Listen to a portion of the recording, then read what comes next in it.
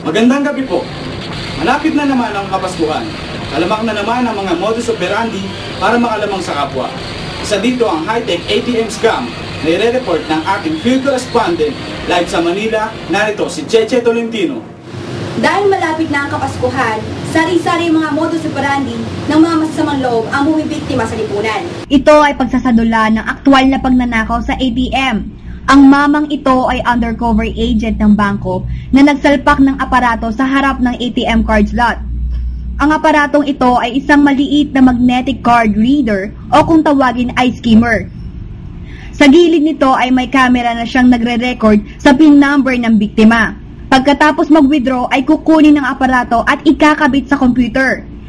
Gamit ang card encoder, ililipat ang data sa kahit anong card na may magnetic strip. At pagkatapos, nakopya na ang data.